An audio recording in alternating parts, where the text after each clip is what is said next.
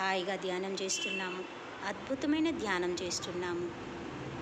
మనందరమీ కారణ జన్మలం, ఎవరమీ సామాన్యులం కాదు. హాయిగా ధ్యానం చేస్తున్నాం మిత్రులారా. చక్కటి జ్ఞానాన్ని చేస్తున్నాం హాయిగా. ఇక్కడ నీవి అక్కడ నీవి, అంతయు నీవి జగమంతయు నీవి. ఇక్కడ నీవి అక్కడ నీవి, అంతయు నీవి జగమంతయు నీవి. ఎందెందునే పోయి ఎతికేదయ్యా, ఎందెందునే పోయి వెతికేదయ్యా. కనుల మోసి తెరచిన నీవేనయ్యా. ఇక్కడ నీవి అక్కడ నీవి, అంతయు నీవి జగమంతయు నీవి. ఆ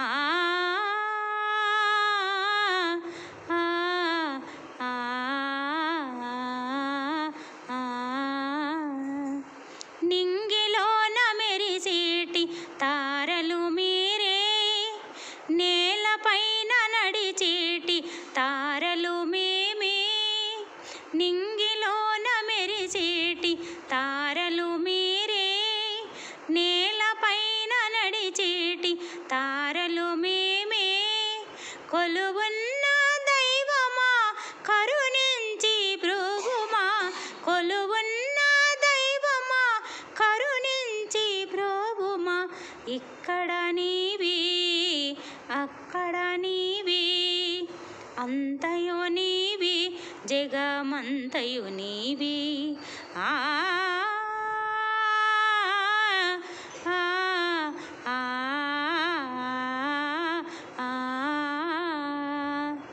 ధ్యానం అనేది ప్రతి ఒక్కరికి అవసరము.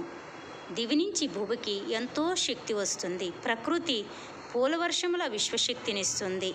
ప్రతి క్షణం అది అందుకోవడానికి మనం రెడీగా ఉండటమే. కన్నులు మూసినా తెరిసినా ఆ ప్రకృతి నుంచి ఒక అద్భుతమైన శక్తి వస్తుంది.